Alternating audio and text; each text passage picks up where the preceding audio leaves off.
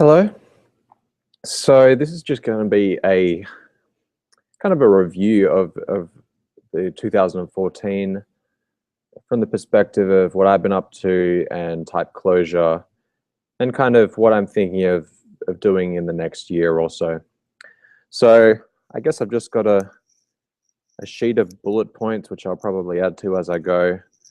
And, you know, we can talk about some of them.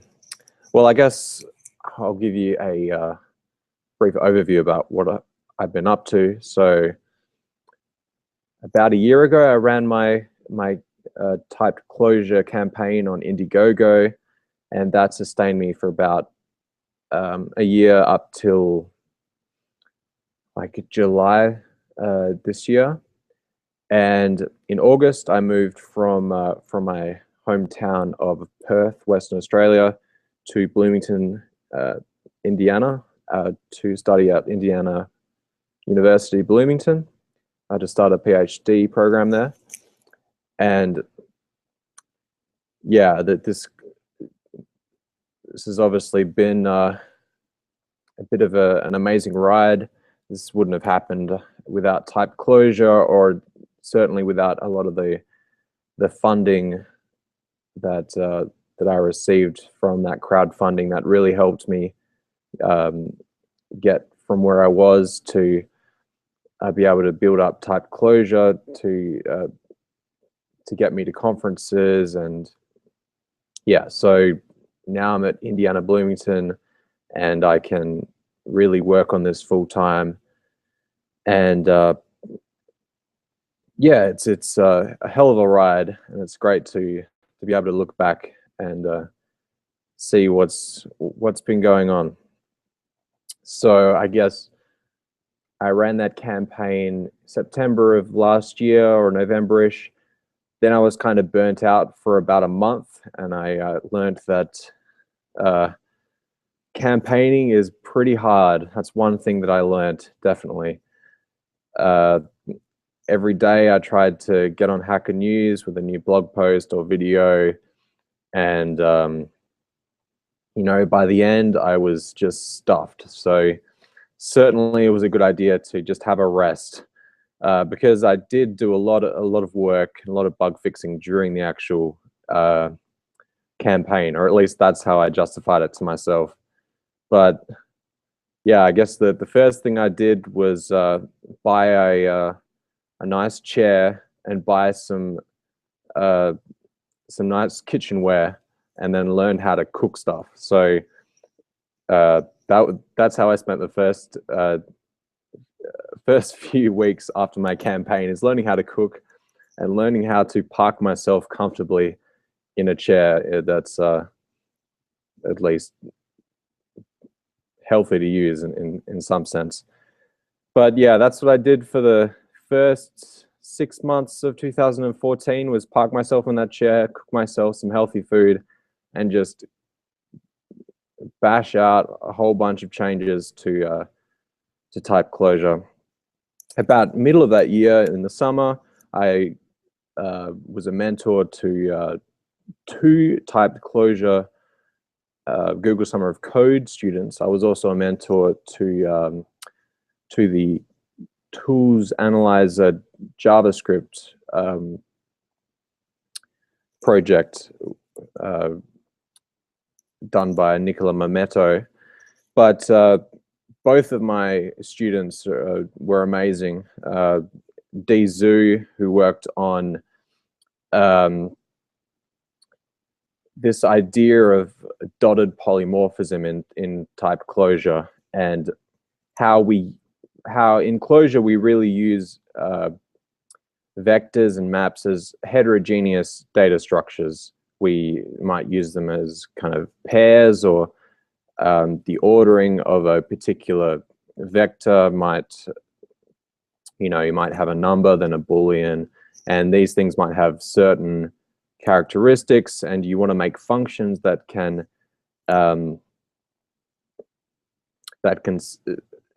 kind of reason about these kinds of data structures. So yeah, it's kind of complicated to get into, which is kind of half about that. That's half of why I'm so impressed about what D has accomplished in his Google Summer of Code, and I still haven't found enough time to review his changes fully to fully understand them. But I've seen the results, the test cases are there, and he really has improved the expressiveness of the type system. And the other Google Summer of Code project was by Minoru Yamashita, who's a Japanese student, and I'll just say Dizu is a Chinese student, which is it's great to be able to work with peoples of different cultures, and I was going to say different time zones, but I've been moving time zones all year, so it doesn't matter where they would be. But it's definitely been a great experience working with these two. Minoru has been working on something that's a bit easier to appreciate, which is typed Clojure script support. So he's basically just been reconciling the difference between typed Clojure and typed Clojure script, and there have been major differences, and there's still one major component that needs to be finished, which is the JavaScript interop story, which unfortunately is non-existent at the moment. The best idea we've had is to use TypeScript annotations. Just it's a classic thing to do with the statically typed languages that run on the JavaScript VM.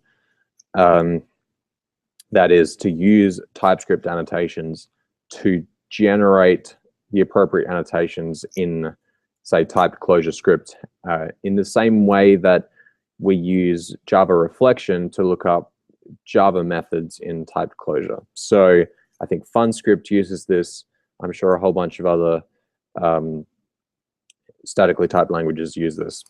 So Minoru did a whole bunch of work earlier this year, it's now merged directly in the typed Clojure script repository.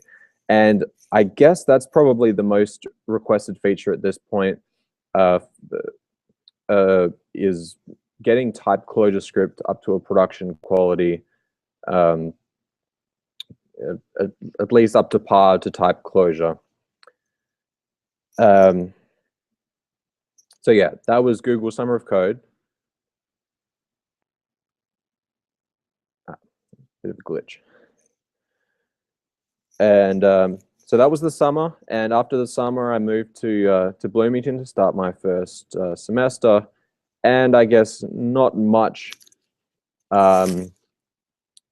tangible work has been done to the core.typed GitHub repository between August and December, just with me moving countries, getting used to graduate level units, one of which was one of Dan Friedman's courses. I guess they're called units in Australia and courses here. So I just mean like, programming principles unit / course.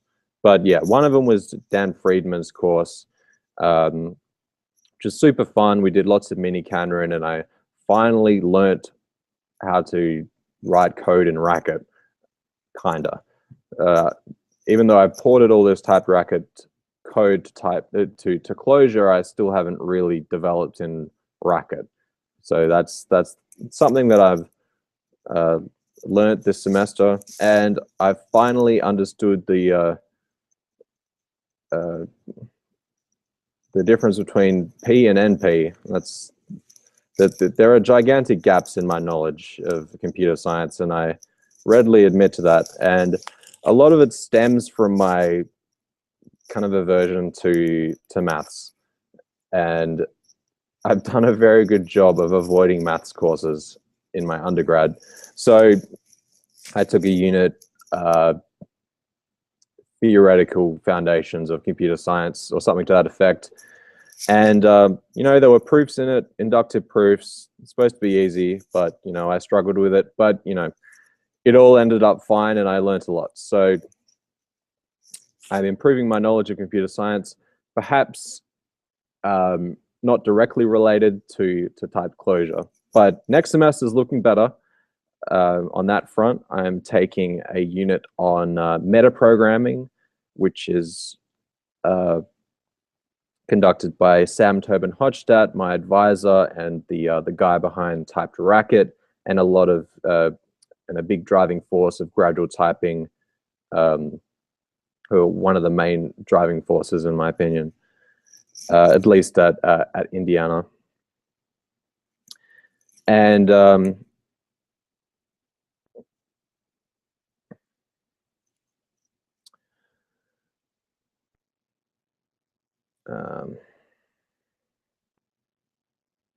forgot my trail of thought.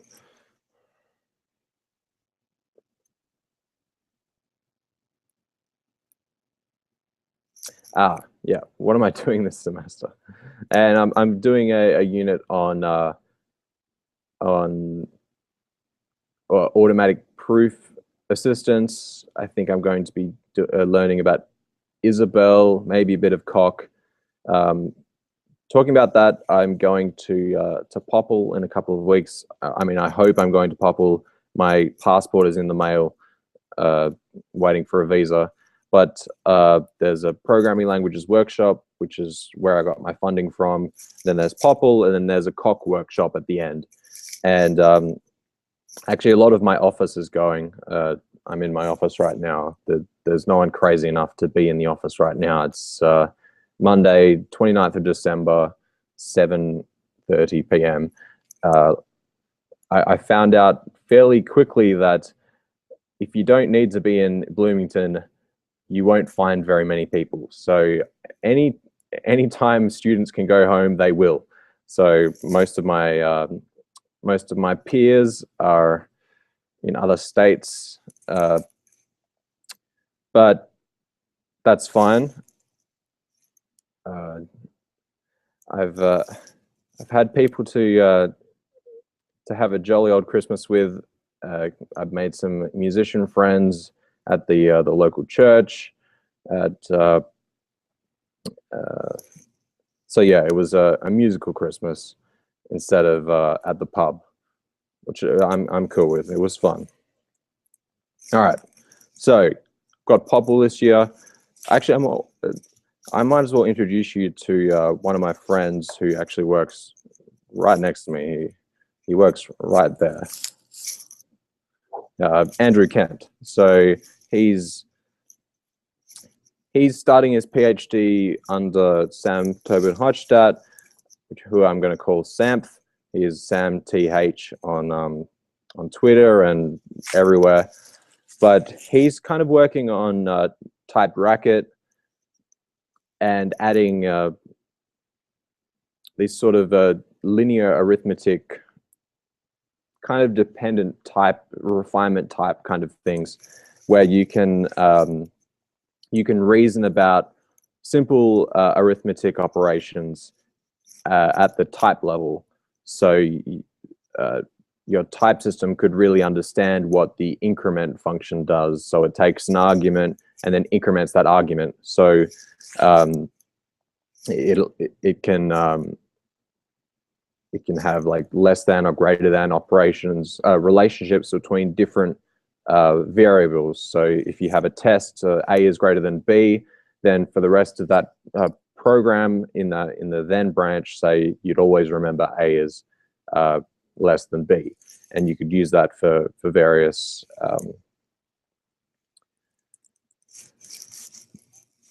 various things. So it's kind of a classic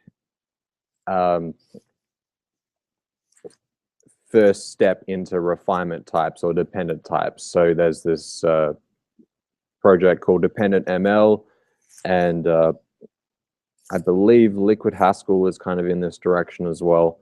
But it's pretty interesting the stuff he's working on. He's adding this to typed Racket in a very kind of composable way, in that he's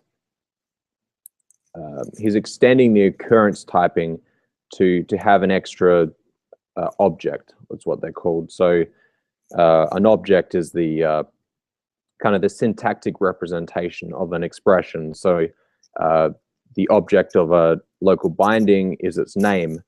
The object of, say for in Racket, the car of the CUDA of A is the car CUDA of A. And you can have these kind of symbolic representations of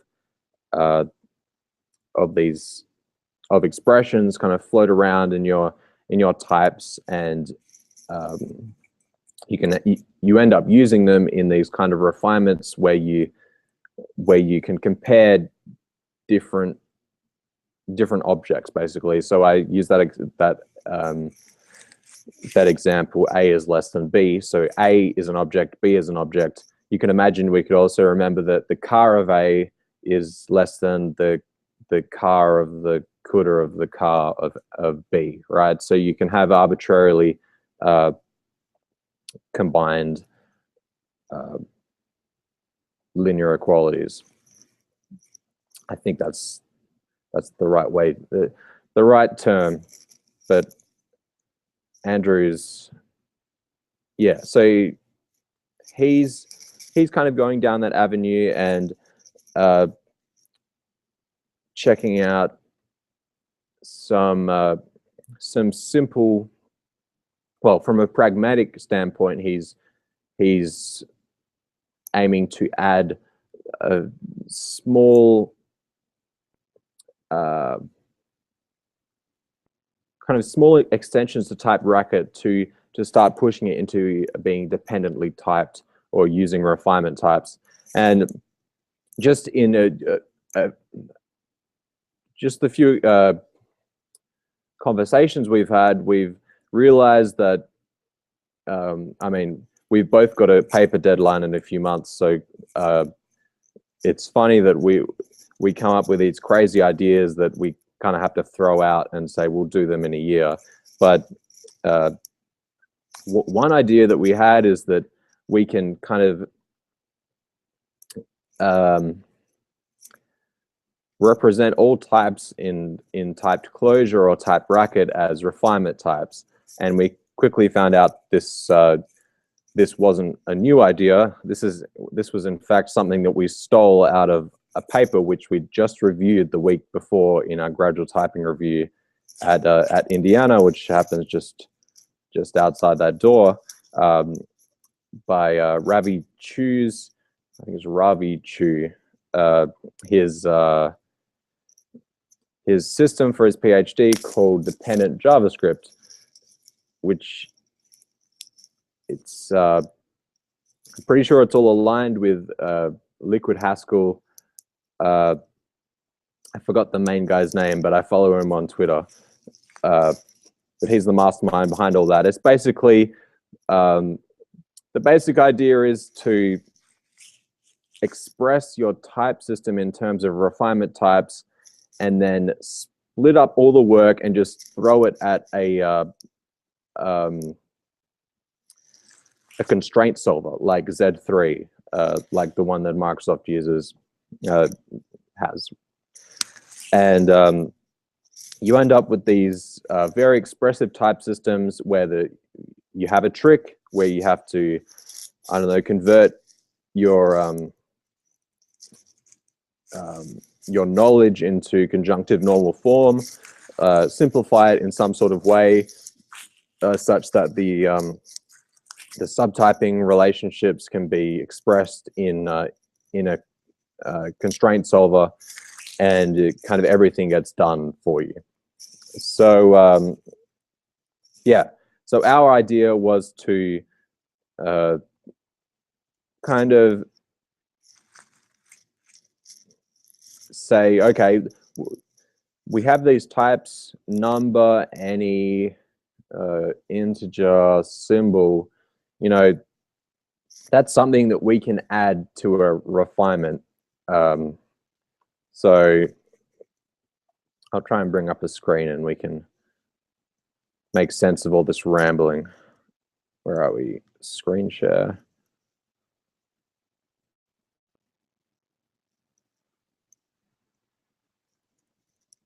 Okay, I think that's working. I'll try not to go in the corner here because I know there's a Google Plus logo. Okay, so what do I mean by a refinement type? So let's say that we have a way of asserting that an expression is of a particular type. So that the symbol A is a symbol. Great. So kind of what a refinement type does, it has this syntax kind of like a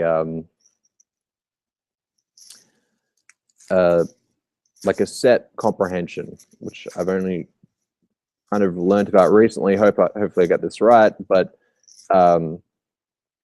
where we say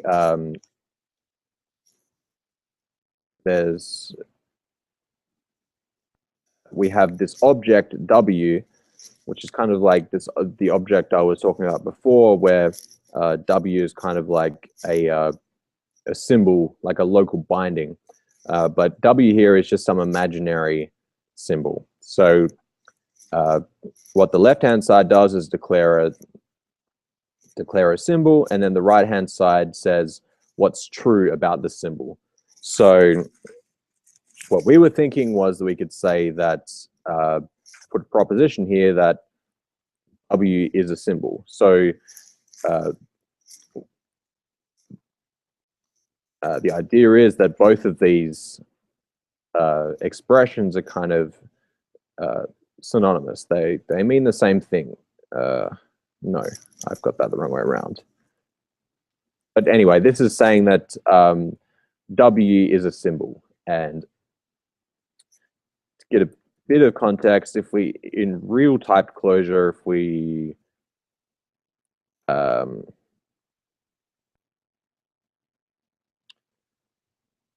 wait, let's say we have some code here. At this point in the program, this proposition is true, rather. So A is a symbol, where A is really something in scope here, but we're kind of reusing this idea of an object inside a refinement type. So the symbol A is a refinement type where the expression is represented syntactically by W, and W is a symbol. And this is basically what happens in dependent JavaScript. And what we realized was that typed Clojure already has something that's kind of like this, but it's kind of set up in a really weird way. So if you're familiar with functions in typed Clojure, they can have these things called filters and objects, or propositions and objects. So a function type could say it's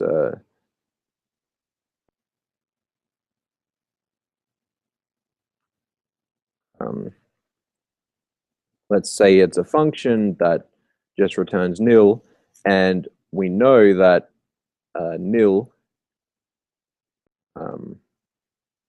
if we test nil in a conditional and it returns a true value, we know that nil could never be true. So there's some information there. So we also know that it's always false, which is fine. We just say, okay, it's trivially true that it can be false. That nil can be a false value, because in Clojure we have nil and false as false values. And we also have this idea of object, which actually isn't relevant right now, but I'll add a note here so I don't forget.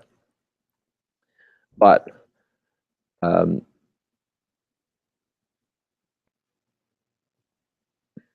we've actually got some interesting information here. So we can jam propositions into the then and the else filter. So if we have a, let's say we annotate the foo function for this, right? And we call foo, we learn some things. So we learn in the else, whoops. In the then, we learned that the impossible proposition, and in the else, we learn the trivial proposition. So this basically means that we never bother checking the then, because there's no way that this result could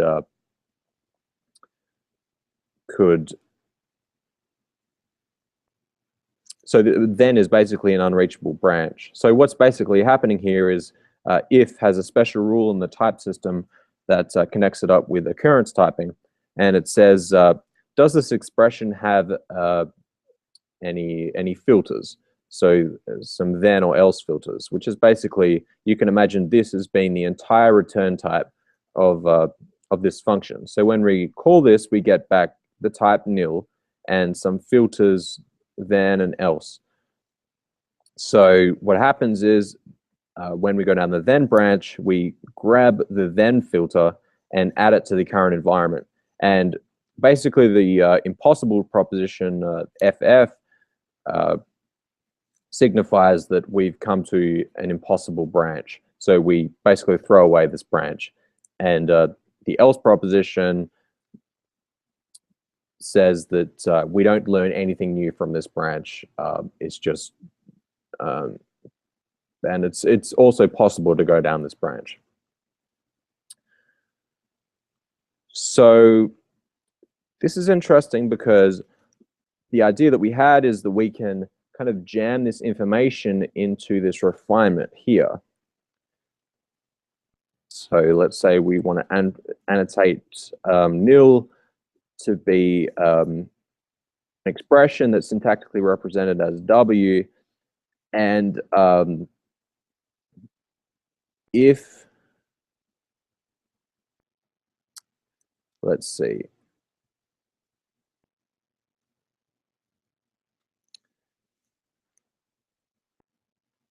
so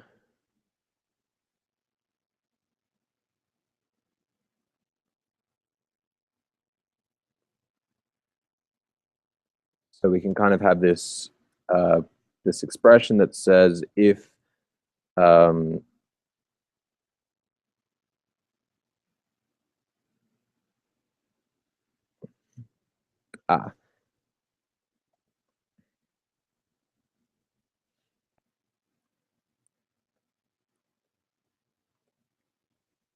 so if W is a false value, then we just learn anything. So this is kind of like logical implication. And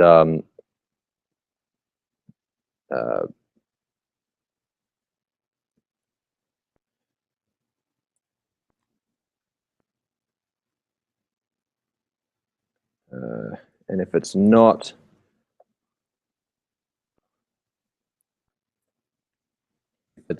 a true value, then we learn bottom, basically. So unless I've screwed this up, which is entirely possible, the idea is that we can encode these filter information, these things in the filter, the filter set here in our objects. Sorry, in refinements here. This is, yeah, exactly what dependent JavaScript does.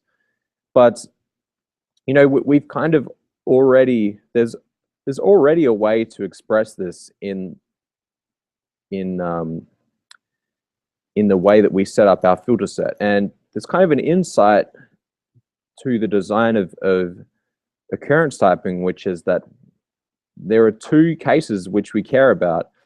The case where the expression is a true value and the expression is a false value. And this ends up being very, very useful when you're actually type checking things for real, because you know, if you're going down the then branch, you just literally look up the proposition that that's in the then position. And if you're going down the else branch, you look up the else position, right? But say you were going down the then branch, you'd have to add basically this proposition here. If you're going down the then branch, you know that the current expression is not nil or false, and then you'd apply this entire proposition to it. This would be true, and then we derive this proposition. So basically, we have to do a whole bunch more work. So actually, we've got it pretty nice with our kind of pseudo refinement types here. And notice if we have things that are both true when an expression is a true value and when it's a false value, then we can add them to both. So if we know that, if we want to remember that, I don't know, let's imagine A means something here. No matter what, we want to learn that A is a number, then, you know, in both cases, this covers all the possible cases that type Clojure uses the filter set here. So if we want to learn that A is a number in the then branch and the else branch, that's kind of the same thing as you know, saying A is a number here, right? So we can kind of emulate all the things that we might want to do in general refinements in our weird refinement variant. So yeah, so the next step is kind of, is it interesting or useful or desirable to make this kind of pattern here, this filter set and objects, to make that more first class? So what do I mean by that? So say that we had, I'm just going to call it a result for now. That's kind of like the return type, everything that follows the arrow in a function. So we can basically say that nil is, as in this expression, nil has type nil, which is this same position here. It has filters FF and TT and an empty object. So there's no syntactic value that represents this particular value here. So it's not like looking up A or car of A. It's just a value. We don't care about it. So the object is empty. So the interesting thing is here that we've pulled out something we can only express in the result type and made it its own function. So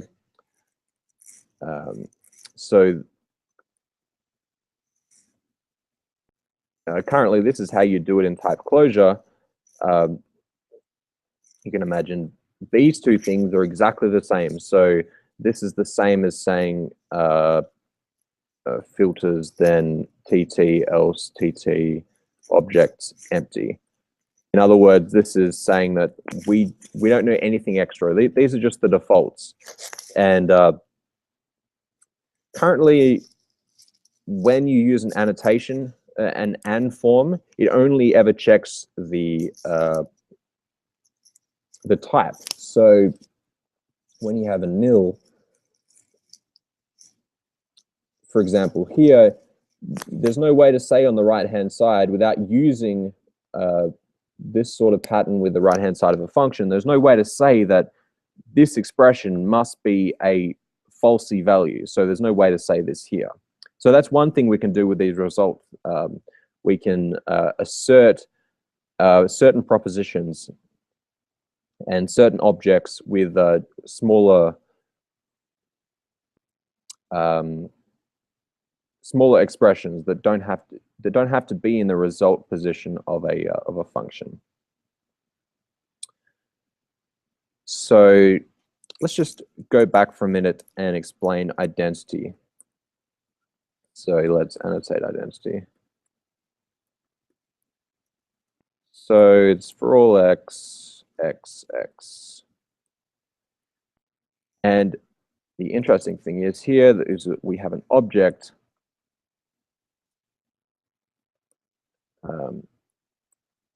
that is the 0th argument here.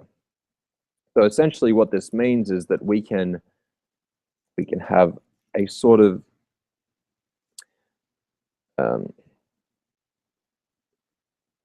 idiom like this. So say that we've forgotten that A is a number and it's a union of nil and number, right? So at this point, type Clojure would say, you know, this is a place for a null pointer exception, could happen, you need a check. So you'd put a when here. And then type Clojure would say that's fine. Basically what's happening is that type Clojure looks up the conditional, kind of like what happens here. So he looks up the test and then says what are the filters on this particular local. So it turns out that the local has a filter set kind of like this. If it's a true value, then it's not nil or false. And if it's a false value, then it is nil or false. Think about that, that makes sense, right? That's just the way that we program. That's the assumptions that we have in Clojure. So down this branch, we know that A is not nil and it's not false, which is basically what this this negation proposition is saying, that A, the syntactic value at path A, or at object A, is not nil or false. So basically what happens at this point in the program, A is refined from being union of nil and number, and then it's being applied to, it's being merged with this extra information, which results in A being a number. So the interesting thing is here that with this annotation of identity here, we can go like this. So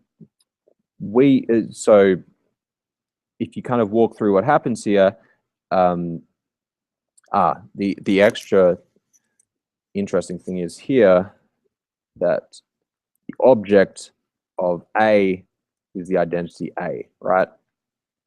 So these are things that are added by the type checker whenever a local binding is brought into scope. These are the filters and objects that are assigned to it. So what happens when we call identity here, this 0 is instantiated with this A. So we remember the type because, you know, the union of nil and number, that's what this X is going to be instantiated with. So that's fine.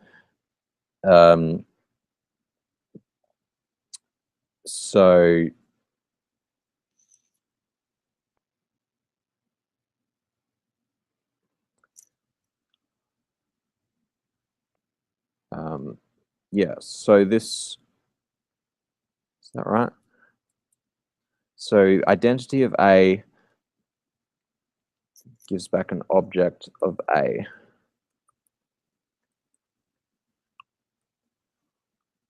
Huh. Okay.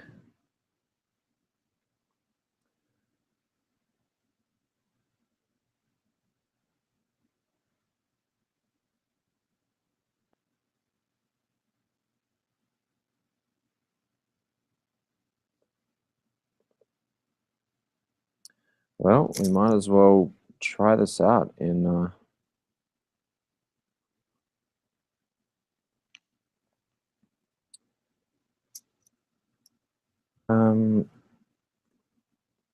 yeah, what does this actually do? I explained the wrong thing.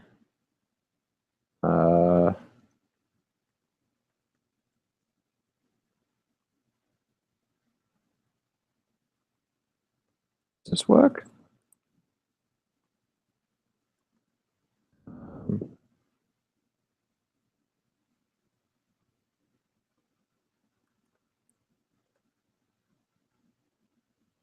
Yeah, this works. Huh. Okay. I can't remember why this works, but if you remember, I explained that this works because it has filters, but clearly it doesn't work because of the filters, because these filters are lost by the time we get here. So the idea is that this 0 is accentuated with the A because it looks for the object of the 0th argument, which is going to be A, because this is what typed Clojure gives it, right? So once this, the return type of this function is of type X, which is union nil number, and of ID A. Yes, so forget all this garbage that I was talking about here.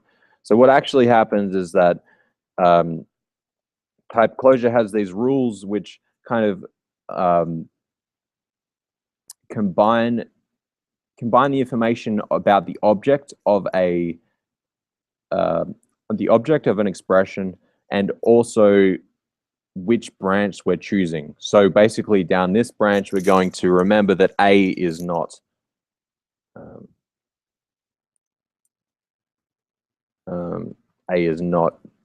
nil or false, right? It doesn't matter what filters. Yeah, maybe. At least that's what happens in this case.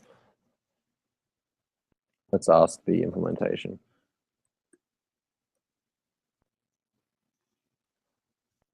Oh, this is hard to read. I forgot. This is a hairy portion. But basically, in this file, this is where we type check if, and we kind of have two branches, and we generate new propositions here, and then we, yeah, this is not worth getting into. Okay, so why am I explaining all this? It's because of refinements. So imagine we had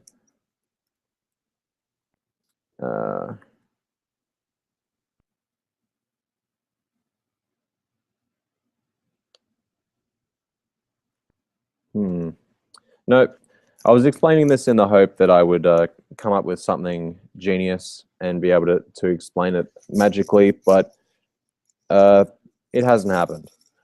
So I guess in a nutshell, it seems like we want to do something like dependent JavaScript, but hey, we've already got some way of remembering information that's really useful to type checking Clojure and Racket programs in this result type of function. So do we want to extract out this so we can use it in a first-class way and say like and have unions of results, say? So this is something that Andrew Kent is working on, and something that we've had conversations about, and Sam Tobin-Hodgstadt's really interested in this. But yeah, that's an interesting question. I'm not sure if anyone knows the answer to this yet. Anyway.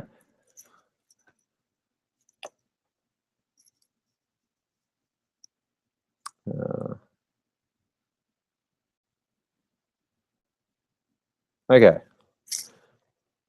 Well, that was an interesting side step. All right, so we've talked about refinement types, kind of what the future of typed Clojure might look like if we were trying to make it a refinement type checker or kind of more dependent typing. And I'm still not the best at explaining what dependent typing really is, but I guess it's kind of about it's putting myself on the spot. Expressing kind of runtime values in the type system, which is kind of what types do in the first place. So that's not the best explanation. So typed Clojure kind of has dependent types in a very small way in that occurrence typing thing that I just showed in the filters, because it remembers based on runtime tests some extra information. So you can feed type checking by doing runtime tests, and then the runtime tests will kind of inform the type checker to infer better types. No, that's one thing I need to work on, is explaining dependent types. I'm still pretty bad at it. I guess you know it when you see it. But as soon as you have these things that refer to runtime values in your types, so if you're talking about the car of the CUDA of a local binding, that's kind of the direction that dependent typing is going towards. And having invariance between them, saying that A is greater than B, and the car and CUDA of B, or anything like that, that's close to dependent types. So I apologize for that terrible explanation. I'll try again later. So actually, the most relevant thing to type Clojure that I've been working on is a paper for ICFP, which I might as well show you guys and girls. Where it might have been a few weeks since I've looked at it, since I've been on holidays. ICFP. Basically, it's kind of an introductory paper to type Clojure. Let's go back to screen sharing. I've been working with Sam.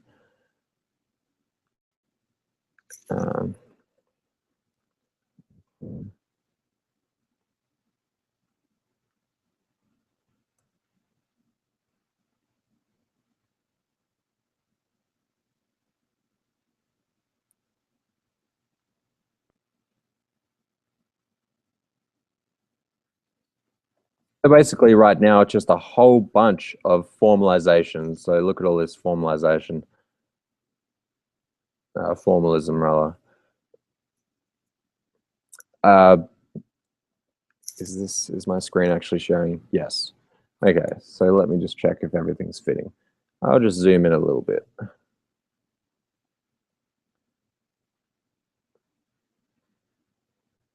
that fit? Kinda. So the main idea of this paper is to one, present type Clojure in a formal way, and to really highlight the things that set it apart from, say, type Racket or other type systems. So it turns out that there's nothing like extremely novel in typed Clojure, and this is unsurprising, since I was an undergrad when it was developed, and I guess that's not a fair thing to say, because I was supervised by Rowan Davies, who's created some groundbreaking things. But I guess it's unsurprising that it's an interesting bundle of old things. So so one thing, the things that it combines is basically all of typed Racket, some kind of record types from ML, which I didn't directly steal, but just happened to I just happened to create, and it has some interesting interoperability with Java. So some of these rules, if you're familiar with the type Racket formalisms, will will be kind of familiar to you. If they're not, I apologize, but if you, I can read through some of them, and they might make a little more sense.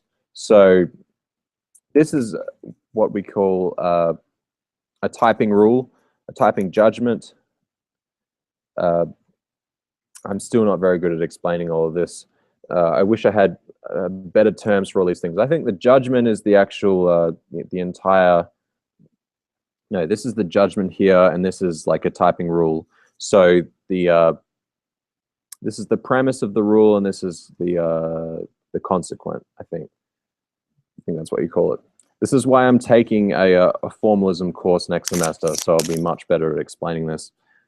I've been learning formalisms, not teaching them, as you can probably tell. So what this local rule says, that if we have some local called X, so imagine this is the Clojure code X, and it's of type tau, where tau is the type of X in gamma here. So gamma is a bundle of propositions here, and remember that proposition that I said, kind of, I wrote it backwards. It was is union of nil, false, X, right? So this is what this tau thing here is. It's a type like union nil false, and it's associated with this local binding X. So if we kind of walk it through, the input would be X. We'd look up X, the current type of X in gamma, and what we learn about this local binding is that so this is the filter set that we saw before. The then proposition says that if we go down the then branch when testing this local binding, then we learned that X is of type union nil false. So this sigma here is just the type abbreviation, and I've actually said that backwards. So this bar on the top actually negates the proposition. So this says X is not of type union nil false. And if we try and kind of simulate that in our heads, if we put X in the the conditional of an expression of a condition of an if expression, then if we go down the then branch, we know that X is not nil and not false, right? And if we go down the else branch, which is this right-hand side of the filter set, we learn that X is of type union nil false. And here's the last part of the occurrence typing, the object. So the syntactic representation of this this expression, and it's just X. So remember, say if we had car of X, this would say it's car of X. And there's actually a rule somewhere, slightly more complicated, but if we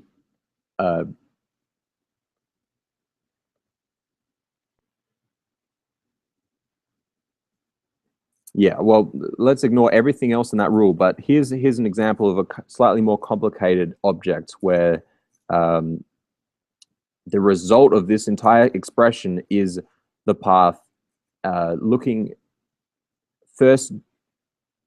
up X and then looking up the key K. So this is like a keyword lookup where X is a local binding that is bound to a heterogeneous map. So K could be the keyword A. So it's kind of like looking up A on the map represented by X. So you can imagine in the type Racket formalism, this would be a car or a CUDA. So yeah, and these can be stacked up arbitrarily. So all these rules on this first page are actually identical to the type Racket formalism, except for a few places. So the kind of the most trivial difference is that nil is also a false value in Clojure. So in Racket, hash f, or the false value, is the only false value. So in Clojure, whenever we have behavior that depends on truthiness, we have to also remember that nil is a false value. And that kind of runs through a lot of these rules. So these 3 bits highlighted in blue is because we have more false values. There's also this interesting rule here, this do. So if we have, let's zoom in a little bit. If we sequence 2 expressions, E1 and E2, and we type check E1, and it has some type that we don't care about, but we do care about this filter set. So if this expression, say, is an assertion, like it asserts that a is an integer, right? And this expression will only return correctly, only return normally if a is a number. We can stuff this information into kind of both of these propositions, because if E1 is true and if E1 is false, in both cases, A is going to be an integer. So yeah, imagine this do, A is an integer, and then we increment A, right? So basically, by remembering the result of the assertion, and then by using that information here, we can type check E with the increased precision of remembering that A is an integer, because we've added some extra propositions to our environment. So this is actually a feature that I implemented a few years ago, kind of differently to this in practice. Typed Racket implemented it pretty much exactly like this, I think about a year ago or something like that. But yeah, it was interesting that I implemented it by necessity, but I didn't quite see this rule here, which is actually very interesting, that I think it's called a tautology, where yeah, my ignorance is really showing with my logic. But basically, logical statements that you put in both these positions, if they're in both, then they'll always hold true, because these are kind of the opposites. So this says if the expression is true, and this says if the expression is false, right? So if we have the same proposition in both, then where the proposition is always going to be true. So yeah, this is the little insight that Typed Racket uses in its implementation, and we can use it to simplify the formalism. And there was a little hack that I used in the formalism to actually store this information, but it's not worth going over, really. So let's have a look at some extra some more things. So we have some rules for Java interop. So for calls to new fields and methods, and we also have multi-methods. And there is a subtlety with multi-methods in that they are immutable first-class multi-methods. So there's def multi actually returns a multi-method instance without it being wrapped in a var. So it literally returns a multi-method. It doesn't return a var that contains a multi-method. So this actually greatly simplifies the formalism, and it actually sounds like a fairly useful feature. I think I've seen first-class multi-methods being implemented somewhere. Maybe Brandon Bloom has an implementation. I'm pretty sure he does. But def method, it actually, instead of mutating the method, the multi-method with a new method, it actually returns a new multi-method in the same way that if we, quote, mutate a vector in Clojure, we get a new vector. In this sense, if we mutate a multi-method, we get back a new multi-method. So it's very functional, very clean, very easy to reason about in that sense. So there's some trickery that's involved with this is-a function. The main trickery related to multi-methods is these two rules here, def method and is-a. So the basic intuition is that once we check a def method, we have a dispatch value, and there is an interesting relationship between the dispatch value and the dispatch function, right? And we need to derive exactly what it means. So if the dispatch function is the class function and the dispatch value is the class number, then we know that the first argument is a number, right? So this is something that is expressed with this is-a function. And yeah, it's interesting. It takes 3 rules for multi-methods, about 3 rules for Java interop. And there's heterogeneous maps, which are fairly complicated to express here. But actually, they are fairly crippled here. I don't think they have... Yeah, so get can only look up heterogeneous maps. They can't look up homogeneous maps. You can only look up keyword values. Yeah, and even with those restrictions, it's fairly crippled. So yeah, you can also associate things. And I have a whole bunch of other judgments to actually set up this final type checking relation. So if you think of this formalism as kind of a compilation pipeline, we go from, where do we start? We go from an expression and pass it through the reflection resolution. So if you're familiar with what Tools Analyzer does, it actually looks up, uses the type hints that we provide in Clojure code to generate an abstract syntax tree that kind of fills in the correct Java methods. So for simple values, it's really trivial. Like for local bindings or values, there's no extra reflection resolution that we can do. We just return itself. Say we have a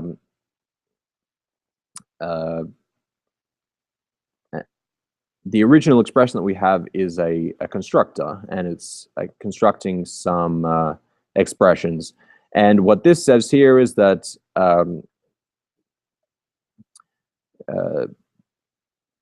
these EIs just rewrite to EJs, and then we can just rewrite this constructor to be another constructor.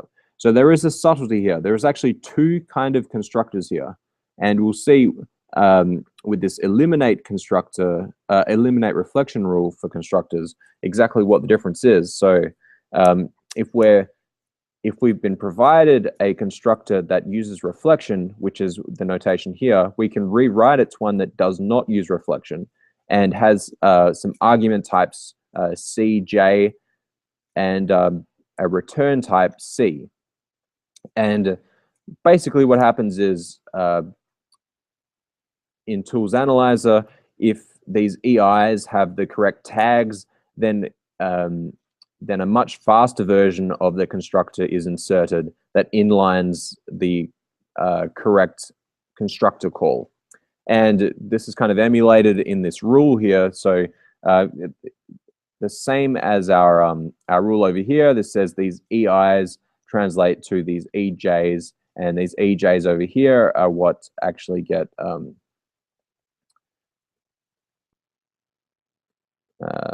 these EJs over here are actually what we get in the result. The interesting thing is here that we have another relation, which is, I think is on the previous page, where our EJs, which the things that we've resolved the reflection from, these EJs have the tag CJ. So this could be integer, symbol, multi-method, something like that. And these CJs basically come in handy for looking up the exact method.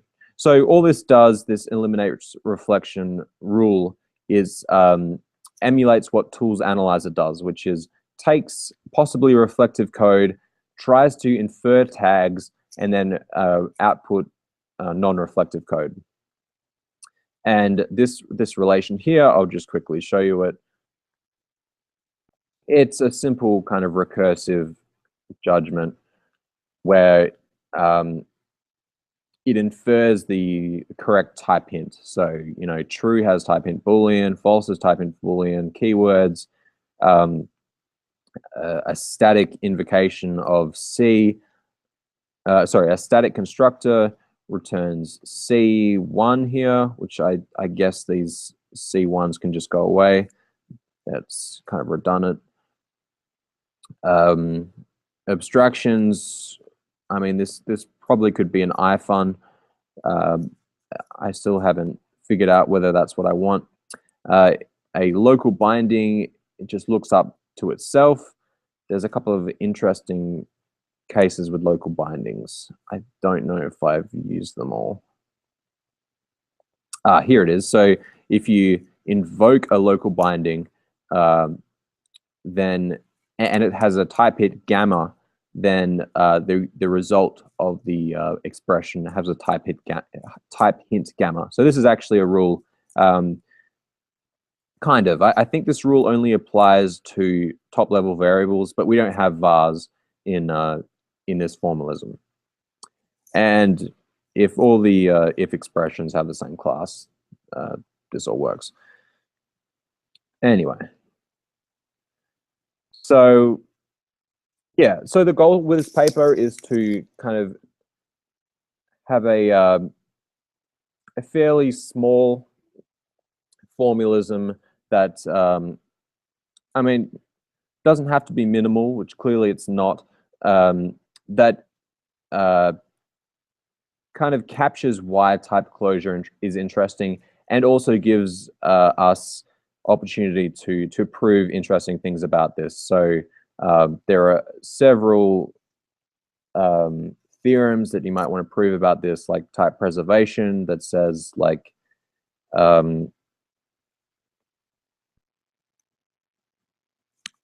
basically if you expand an expression, I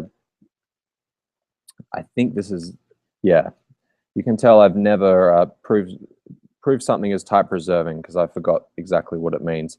Basically, the more ways that you can unwrap an expression, it has to be of the same type as what you originally gave it. I think that's slightly wrong, but you know, ask me in 6 months or in 2 months, I'll know all about it. Anyway, there's some interesting things down here and some runtime semantics. One cool thing is that we have runtime semantics for multi-methods, and they are so simple that it's insane, kind of, except for this get method thing where when we actually invoke a multi-method, we have to run the get method function. But anyway, that's I guess that's something to look forward to. That's something I need to work on fairly soon. ICFP deadline is February like 20th or something like that, end of February. It's about 2 months away. Oh, less than 2 months now. Maybe it's exactly 2 months if it's end of February. I'll stop thinking about it. Oh, there's more. Runtime error propagation and type update. Anyway, so that's kind of what I've been working on for the last couple of months. And that'll be what my next couple of months will look like. Okay, so let's bring my camera back up. Okay, that was fun. I hope you followed some of that. There was a lot of text I need to write for that paper, but you know, it's fun to finally write a real paper.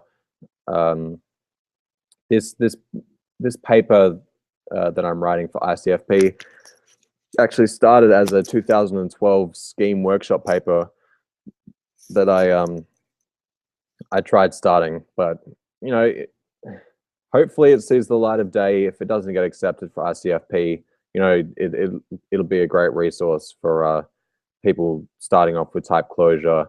And I hope I can contribute some, or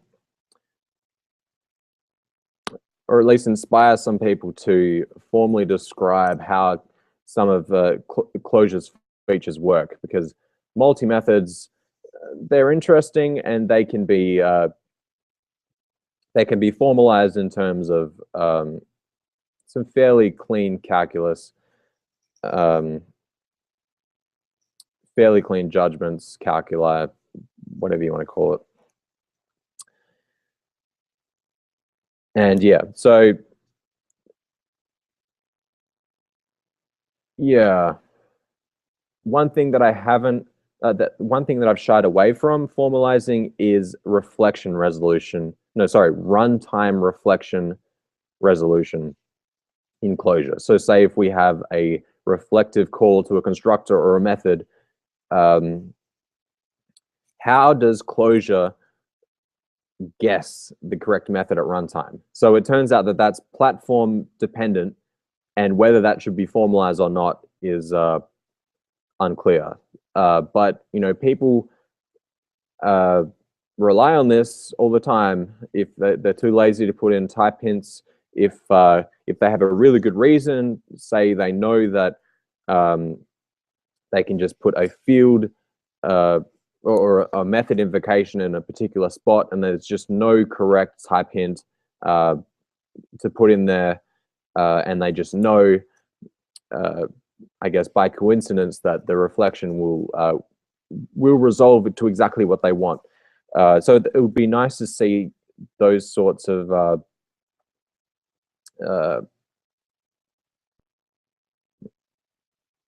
those semantics being written down, and in a form, and not only written down, but then explained to regular people who don't have to worry about formalizing things, which is something that I'm really interested in. I've always kind of tried to explain my work to I don't know, the average programmer, and I've tried to hang around with people who have the same goals, like Will Byrd. His kind of mission for the last few years has been explaining mini Canron and logic programming, and just to average programmers who maybe don't have the time to completely dedicate themselves to these academic flavored subjects, but still have the desire to increase their programming ability. So yeah, that's something that I'm really interested in. I guess it's a passion of mine, but I guess I should get myself more out there with the teaching. So it's a big thing with my kind of guitar playing and clarinet playing. Like, I've always wanted to do teaching, but it's like, what if I fail my students or whatever? But in real life, if you have a lesson and you learn from your student, they learn from you, and you just get better. And it's kind of that hump that I want to get over. It's something that at some point I'll get over it at Indiana when I teach a unit or something like that. I'll have plenty of opportunities to fail in front of a whole bunch of people. I'll get that out of me, and then I can do. Then I can kind of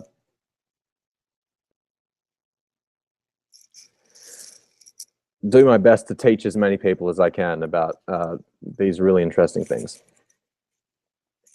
So well, that's something I can. There's a New Year's resolution. Teach a few units, teach a few courses at IU. That's scary. I guess I've done a lot of conference talks, but they're not as scary. It's like you just a puppet up there. You can just read your lines and remember them you've got ages to prepare. I'm sure with courses, it's week by week, and you'd be crapping your pants by the third or fourth week, especially if you had other homework. So what other things have I got on my list? We've kind of talked about what I'm up to, the awesome work that we can look forward to from Andrew Kent. And Andrew has actually had some pretty significant breakthroughs with typed Racket. He has, I guess, made these expressions that are untypable now typable. So in other words, he's made typed Racket more expressive, and the kinds of expressions he's helped type kind of are all about aliasing. So if you have a binding let x to be 1 and then let y to be x, you'd want to learn stuff. While you learn stuff about y, you'd want that to propagate back to x. And it turns out that this is really important when type checking, optimizing, pattern matching macro expansions. So typed Racket uses, Racket's pattern matching library uses this meringue. French name, it's either meringue or meringue. I think it's meringue. Meringue's pattern matching algorithm. It's a optimizing pattern matcher that basically uses backtracking and or does it? No, I think is that an optimization on the actual algorithm?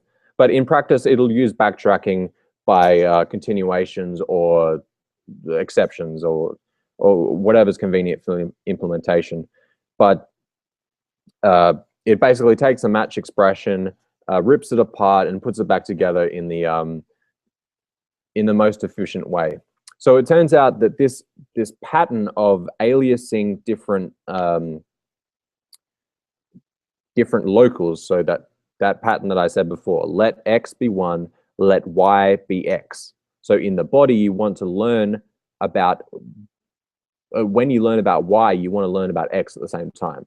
So it turns out in the macro expansion of a match, that's actually a very, very common thing. So just common one-liners just don't work, because internally, because typed Clojure and typed Racket work on the macro expansion, you've lost this information because it's buried in this aliasing thing. So Andrew just killed all those problems in this amazing change, which was like 30 lines or something just stupid. But he had a great idea to, I think the basic idea is to forget about the name of y, just always use x. If it's let x be 1, let y be x, let z be y, all those y's and z's, they're gone. It's just x, x, x, x. It's kind of emulating rewriting the program to just use x's. So it turns out this has great positive implications for performance, and you have that coupled with a few other very small optimizations that he made a couple of weeks ago, really speed up some trivial code snippets. And he wrote a blog. Just Google typed Racket let-aliasing Andrew Kent. You'll definitely find it. I think it was on Hacker News recently. That's definitely one of the most exciting things that's come out of typed Racket in the last few months. There's always cool things coming out of typed Racket. This is something that, because he sits right next to me, I can just steal this implementation if I don't understand it. But it's simple. It's really simple. It's very impressive how much mileage you get out of. I won't say it's a. I won't say it's taking away code. It's kind of throwing away some information, but in a way that's positive, and it's those changes I was talking about with the refinement types. They kind of all all are compatible with this small change. So throwing away the Y's and X's, that's kind of that's different. That's different to so throwing away the Y's and X's works in conjunction with the refinement types once we add them. So it's not a problem, in other words. So those Y's and X's don't need to be there. We can, if we want to make the type system more expressive, those Y's and X's just get in the way. We don't want them. Okay, so I guess I'll talk about a little bit about the crowdfunding and what's going on there. So I was saying at the beginning of this video, November last year, that was when I had my crowdfunding.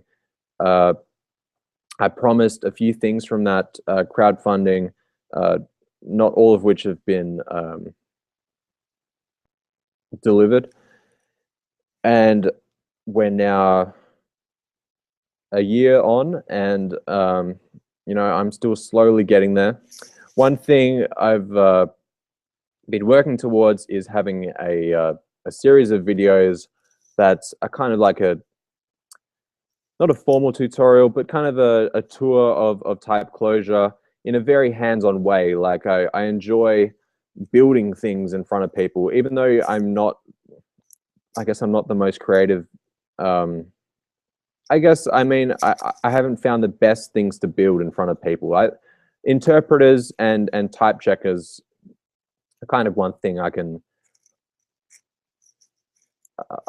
I built enough small type checkers and enough interpreters to build that in front of people. So there's a few videos on YouTube. There's one where I built a small interpreter for the Toronto user group, Clojure user group. And actually, the first video for that that goes towards the crowdfunding videos is actually building a small interpreter, and I want to extend that in the next video with a type system, like a mini type system. I don't know, maybe we could make it relational or something crazy in the future. I don't know. I first got into Clojure program with core logic, which you write relational interpreters, as in interpreters that run forwards and backwards. And by an interpreter, I mean like a little compiler that basically takes in syntax, like you know, if 1, 2, 3, and then runs it, and you get back the result. So a relational interpreter, you can either give it the result, or you can give it the input, or you can give it neither, or you can give it both, and it can still give you interesting answers. So that's related to core logic. I've always been interested into how much you can type check with those kinds of programs. I still have no idea. I've really made zero progress on that front. So yeah, I've made one of those videos. I guess the really interesting thing, whenever I sit down and make a video, I always break something in core typed. That's kind of a really valuable thing for me, because I need to sit down and write more real programs, because you know, writing unit tests is, I'm not the best at writing unit tests. The best way to extract bugs is to do crazy things with to try and type check crazy things with the type checker, or just normal things. The most recent bug I found was that if expressions can just output any type that they want, and it'll just completely bypass any type that you expect. So you could leak in nulls or leak in symbols. So it was just a game changer. It completely broke core typed.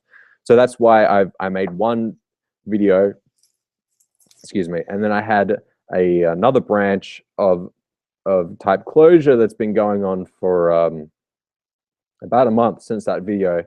It's in the anon function, anon-fn branch. There's about, I don't know, 20 or 30 commits there of just rethinking how I treat expected types. So basically, the way I used to treat expected types was to only check the types at nodes in the expression. So what I mean by expected types, like if you annotate a kind of compound expression like a let of do of conditional, and you have an annotation around everything, the expected type is the type that you want to propagate inside and to check that this entire expression is of this type. So this is the expected type. So once the expected type, it goes through the if expression into the let body, you know, into that inner thing. So instead of only checking it around the outside, so I'm explaining this badly.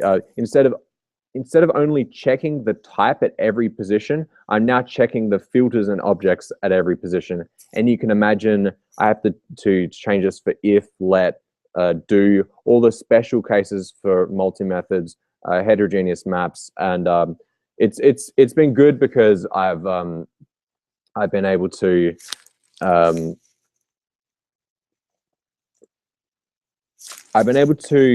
sit down and write a whole bunch of unit tests that kind of flushes out a whole bunch of other bugs. So this kind of ties in with the next version of the next major version of core.typed, which will probably be what are we up to, 0.3. And you know, there's always something that stops me from releasing 0.3. And actually, something that's in this latest branch is a polymorphic binder for defen and for fun. You can look forward to that. That's something that I've gotten lots of requests about. Okay. So yeah, I've done one video, and it tends to make me fix bugs in core.typed. But yeah, I'm trying to make the videos as I go. So I've been asked a few times, like, what's my crowdfunding plans? So it turns out, you know, just kind of ignoring the fact that I'm still not done with my other crowdfunding, which, you know, there's no reason why I wouldn't complete that other crowdfunding, but, you know, life goes on and bank accounts go down. So, you know, money kind of is an issue, and it's kind of something I've been pondering. But the you know, I am being supported by my PhD, but that it's kind of tough. My fiance is coming over to America. You know, flights, whatever, rent, blah blah blah blah blah. Let's not get into details. You know, income is good. So the basic idea is that I'm under a F1 visa here, which means that I can't just arbitrarily get income, you know, and just whatever, pay tax on it. I'll actually get deported if I do anything like that.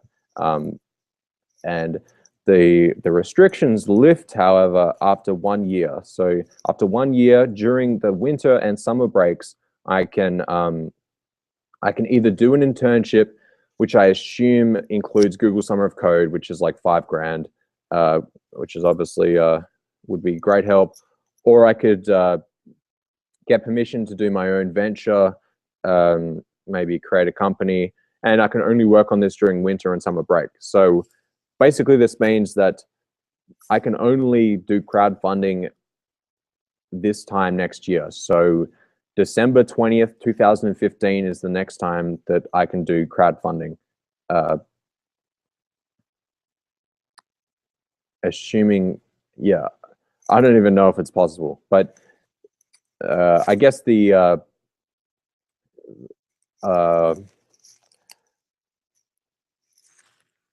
workaround is if I take the summer off and go back to Australia and do a Google Summer of Code there, or run another crowdfunding campaign there. So I don't know, that sounds a bit crazy. Just, I mean, I do want to see my family, I guess. So maybe that'll work out, but I've got to bring my fiance there, and we've got a dog and whatever. I don't know. Thinking out loud. But I don't know, that might work. So a couple of days ago, I got this crazy, but probably the best idea I've ever had, which is a diversity scholarship for typed Clojure. So one thing I loved with Google Summer of Code was working with people of different cultures. Dee and Minori were great to work with. And I kind of, you know, I'm not the most clued in person with diversity, but you know, the office we work in here, it's clear that, you know, we're all white males. And I remember Phil Wadler came to visit us a couple of months ago, and you know, he made the comment that, you know, we don't have a single female grad student. In fact, I think everyone here was white male with a English as a first language. It kind of reminded me of the state of Clojure at the moment. So yeah, but the basic idea is to kind of help students kind of work on interesting projects. I guess, you know, students have to take part-time jobs. I'm not saying that we have to raise enough money to completely cover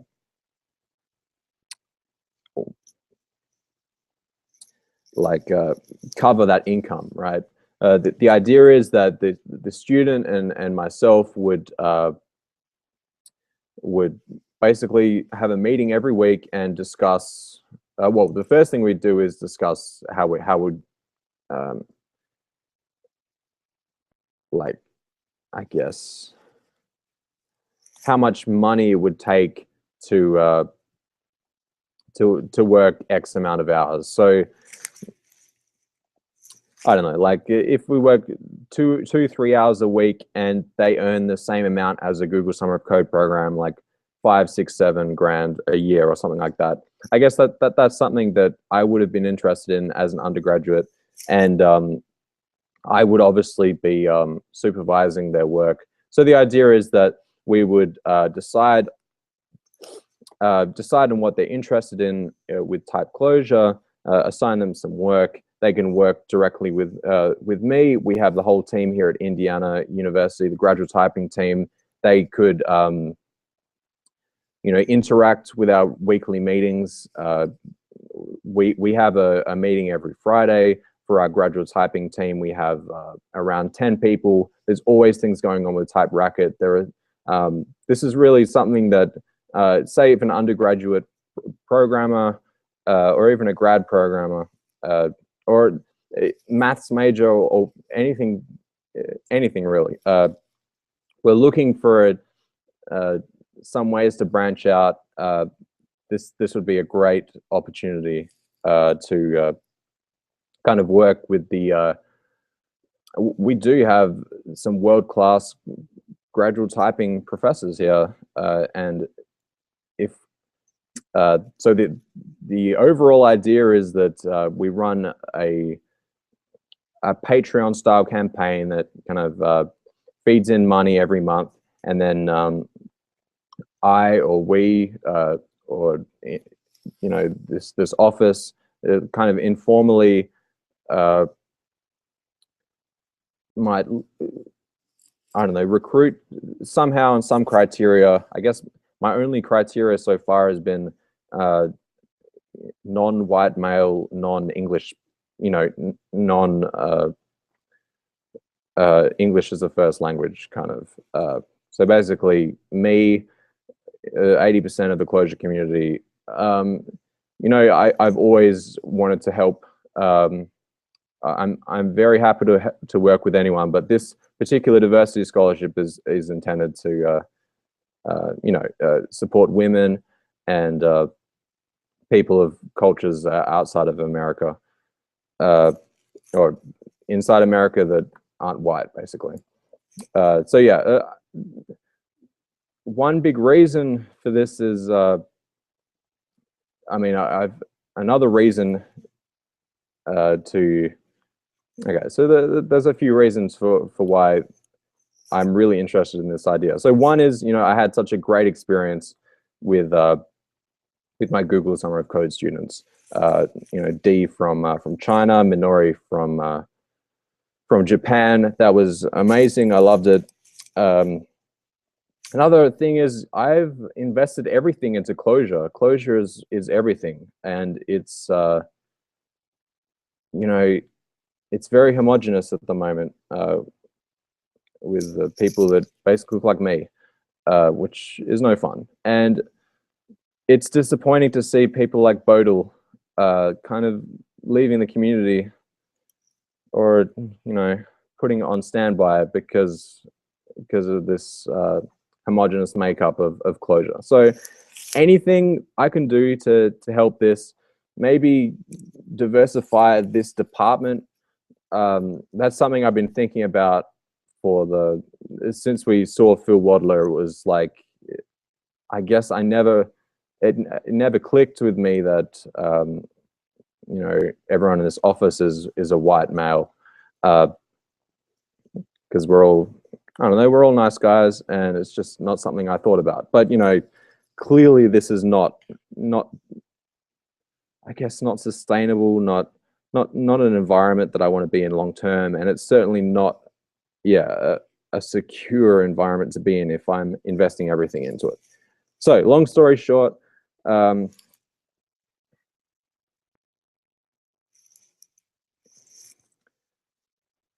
yeah, I've enjoyed my my interactions with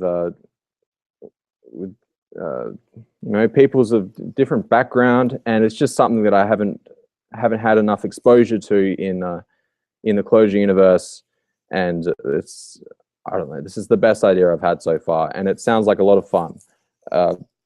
This is something that a student could perhaps use as a graduate, something for their PhD or master's thesis. So this is clearly, this is something like I've had students before, and there's nothing better to a PhD student to have students of their own. So that's clearly I'm not pretending that's not a factor. Clearly, I would love to have students to, I guess, dish work out to. And I've already told you about my passion for teaching things. So it's dishing work out and then lapping up all the questions and keeping myself busy in that way. So I guess that's all the things that I was thinking about with that. So yeah, the subtleties with my visa program. I mean, with my visa, I don't know. I might have to get someone that I trust in the Clojure community to oversee this, or someone in Indiana to actually take in the money and dish it out. I don't really want to put my status as a immigrant, an alien, in jeopardy. So yeah, I mean, you can probably tell from my ramblings that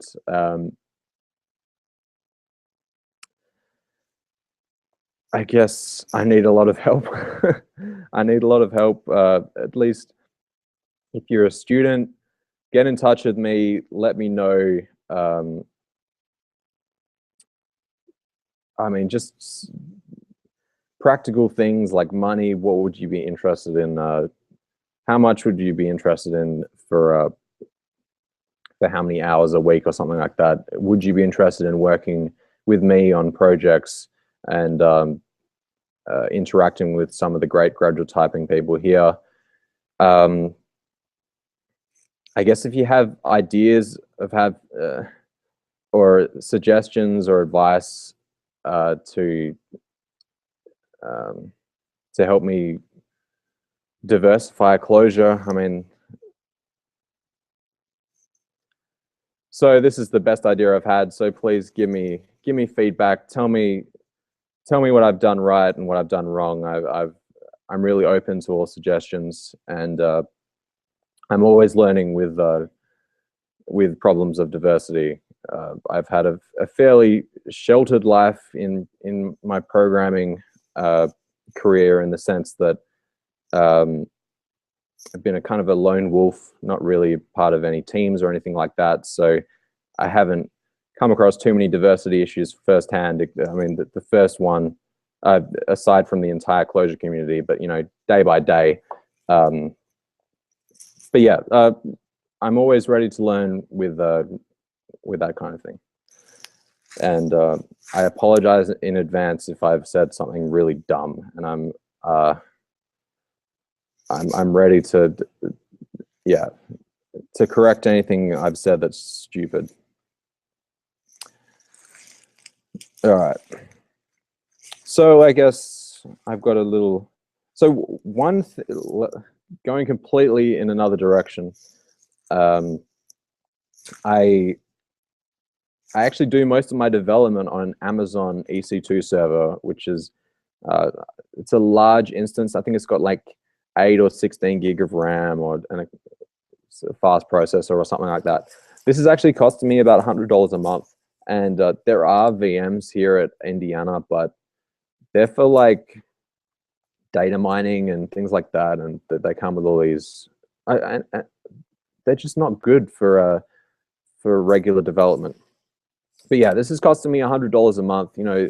On my limited income, this is going to be a problem. I don't know if you have a solution or something that you can help me out. Give me a buzz. Otherwise, this server I do my day-to-day work on really increases my productivity like insanely. Type Clojure tends to take up a lot of RAM. I have a really old laptop, so I don't tend to do too much development on this. And so yeah, it's definitely worth the money. If you're interested in helping me out like that, hit me up. And I think it would have to be like someone like puts their credit card on, or well, I guess they'd have to send me the credentials to their EC2 instance or something like that, because I can't really take money. Well, I can't take money in my F1 visa. Okay.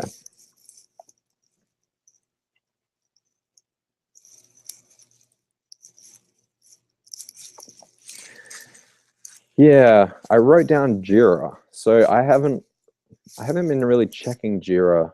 I don't know. I think that's because I've been so kind of swamped with work. But yeah, I mean, we've got a really old version of Jira on Clojure. Whatever. You can bite the bullet. I can bite the bullet and keep going the way I have before. Whatever. Jira will be fine as long as I have sufficient motivation to keep working on core.typed.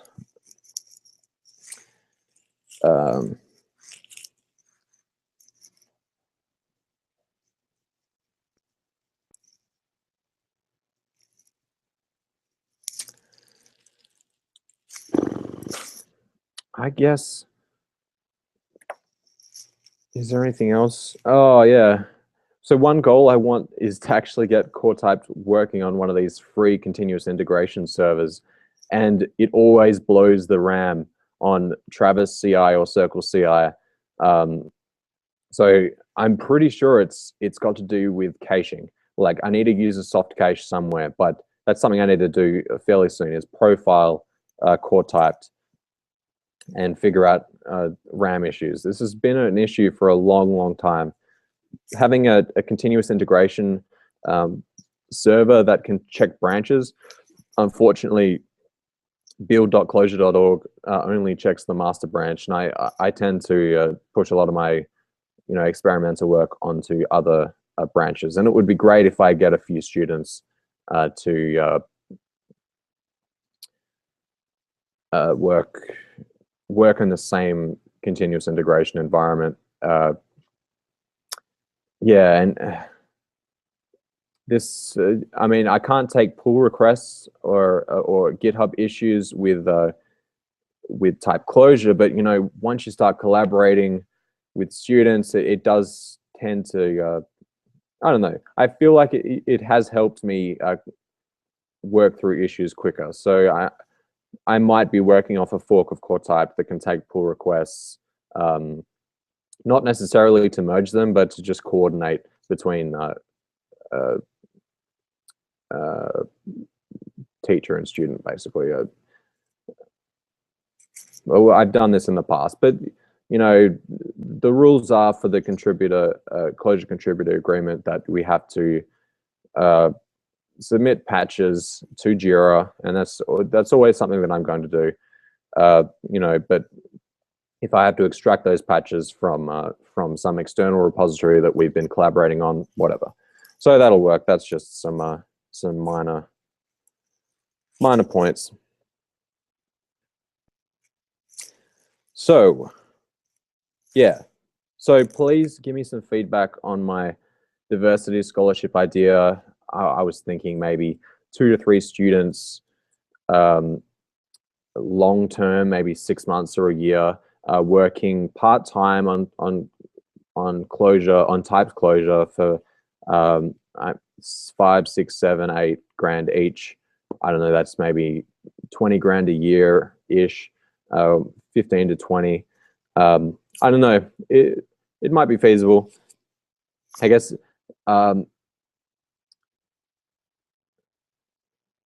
I might as well say this, but yeah, it's kind of a weird feeling that I'm kind of eating into my own crowdfunding by funding for other students, and it's I don't know. It's a very human thing to think, I'm sure, but you know, it's something that will benefit a lot of people. It'll probably benefit me much more than any money that anyone could give me. So I don't know. I guess I'll have to come to terms with that. But I'm sure there's a lot of money out there to support students and maybe support me in the future if we can figure that out. But we don't have to worry about that. I've got a job at IU. It'll work. But I feel like I can share that with you guys and girls. Well, I guess that's enough. I'm gonna have a quick drink, and I think so. That's basically 2014 typed Clojure. 2015 happens in a couple of days, and that'll be fun. And then I'm going to Popple, and then my fiance comes to Bloomington. And then there's ICFP, and we also need to work out Google Summer of Code mentorship. So that's something I need to work out pretty soon, is to start training mentors for Google Summer of Code for typed Clojure, because it was a raging success last year. I guess on that note, if you want to be a mentor, give me a ring. I've got a few small projects that we can work on together, and then we can kind of collaborate on different during typed Clojure. We can collaborate on the best projects, or if you're interested in that. Yeah, give me feedback about the crowdfunding thing. I guess thanks for listening. If you stuck through this entire thing, it's a couple of hours. I have no idea. But anyway, I hope you have a lovely new year, and see you later.